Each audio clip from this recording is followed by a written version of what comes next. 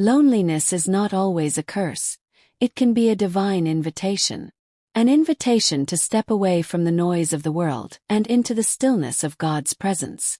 If you're feeling unseen, unwanted, or isolated, I want you to pause and listen, because this pain you're carrying, this silence you're drowning in, this ache in your heart, it isn't the end of your story.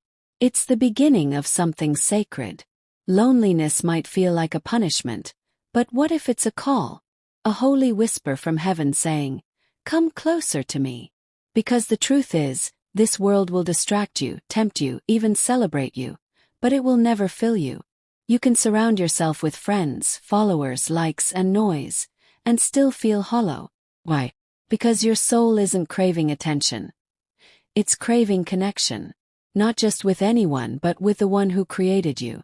The one who knows your name, your pain, your scars, and your story. Loneliness, when seen through God's eyes, is not a void.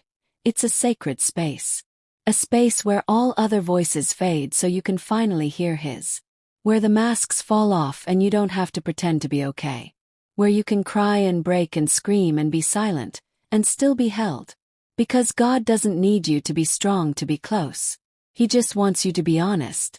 And some of the deepest intimacy you'll ever experience with God doesn't happen on stages or in crowds, but in the quiet moments when it's just you and Him and the weight you're carrying.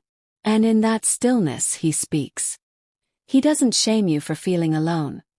He reminds you that He's been there the whole time.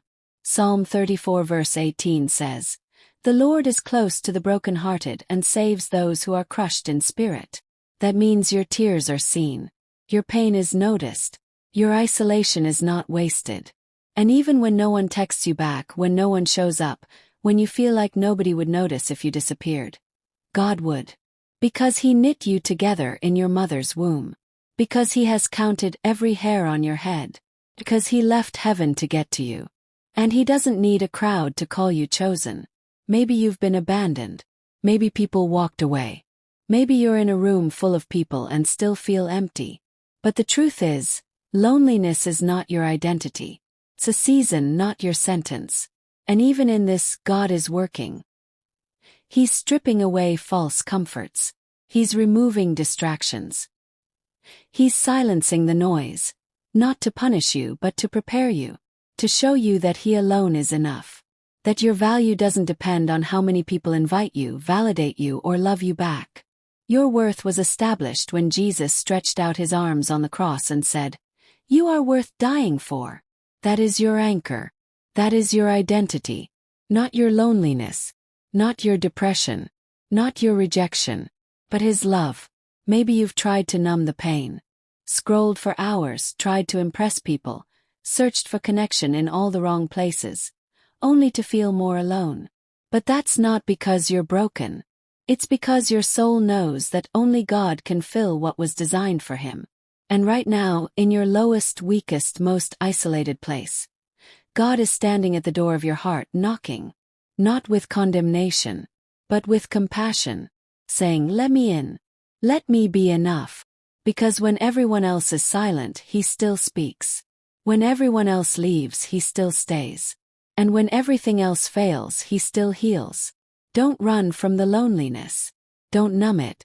Don't hate it. Sit in it with God. Let Him teach you. Let Him hold you. Let Him remind you that you were never truly alone. You were just being pulled back to the one who loves you more than you'll ever understand. Isaiah 41 verse 10 says, "Do not fear, for I am with you. Do not be dismayed, for I am your God." That's not a maybe. That's a promise. You don't have to fix everything. You don't have to pretend to be okay. You just have to be present, with the one who already knows your heart and still chooses you, over and over. So if today feels empty, if the silence is loud, if the loneliness is suffocating, breathe. And remember, your loneliness is not rejection. It's redirection. It's not punishment, it's positioning. God is drawing you deeper. He's not ignoring you. He's inviting you. And sometimes it takes being alone to realize that He's all you ever needed. So let this be your turning point. From loneliness to intimacy. From silence to prayer. From isolation to identity. Because the same God who met Elijah in the cave, who comforted Hagar in the wilderness, who walked with David in the valley, who sat with Jesus in Gethsemane, that same God is right there with you. In your room. In your pain. In your silence. Right now. So you can stop searching for belonging in broken places. You already belong to Him. And He's not going anywhere. Ever. You are not forgotten. You are not invisible. You are not unloved. You are God's. Chosen. Known. Held. And in your loneliness, He is closer than ever.